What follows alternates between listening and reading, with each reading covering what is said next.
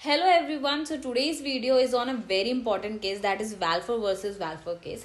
इस केस के अंदर बहुत ही इंपॉर्टेंट कॉन्ट्रैक्ट कॉन्सेप्ट डिस्कस करा गया है और इसके फैक्ट्स भी बहुत इंटरेस्टिंग एंड बहुत इंटरेस्टिंग केस है, तो ध्यान से सुनना। सबसे पहले इसके हम फैक्ट्स डिस्कस कर लेते हैं। तो क्या होता है, Mr welfare and Mrs Welfer both are husband and wife and they belong to Ceylon, that is Sri Lanka में, and they moved for a vacation to England in 1915। अब उस दौरान क्या होता है, मिसेस वेल्फर जो होती है वो हो जाती है बीमार and she was in urgent need of medical attention.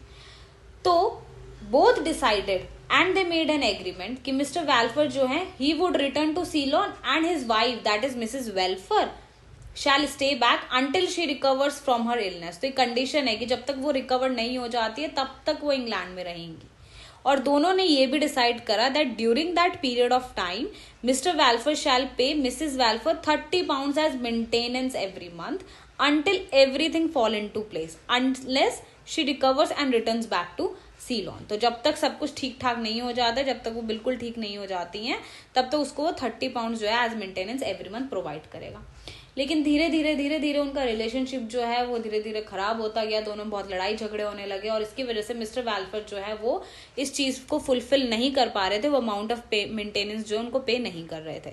तो मिसेस वॉल्फर ने डिसाइड करा that she will sought to enforce the agreement and she move to the court. इस दौरान मिस्टर वॉल्फर ने मिसेस अपनी वाइफ को एक लेटर भी लिखा that they should separate from each other permanently.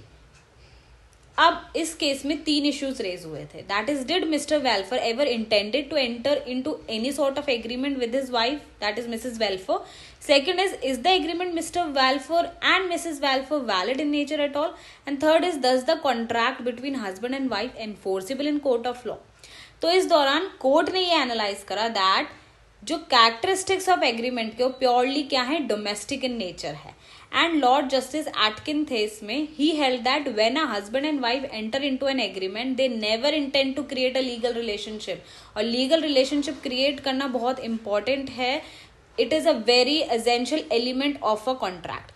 तो बोथ पार्टीज का इंटेंशन होना चाहिए to create legal relationship while entering into an agreement and then only it becomes enforceable in court of law. Moreover ये भी बोला गया that court जो है it will never take account into account the domestic agreements between the spouses made in daily course of life.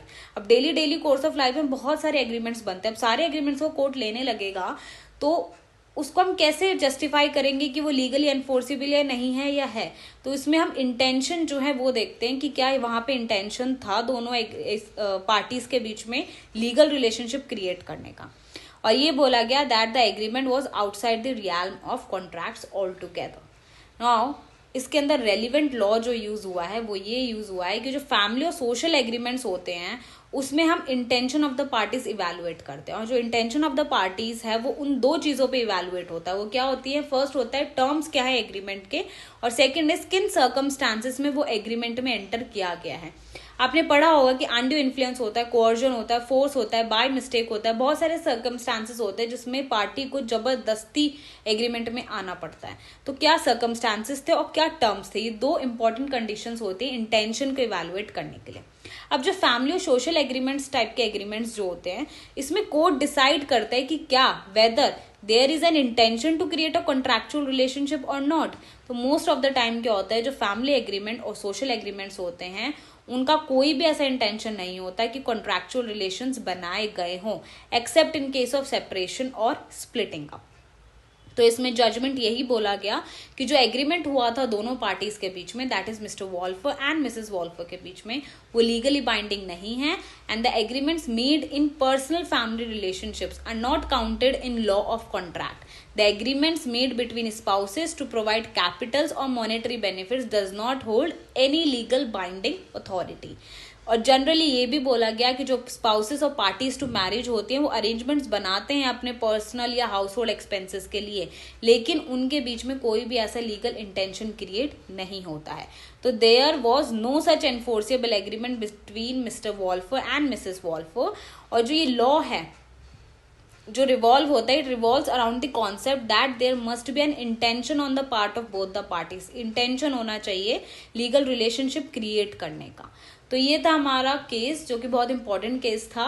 And thank you for watching this video. Don't forget to follow us on Instagram, LinkedIn and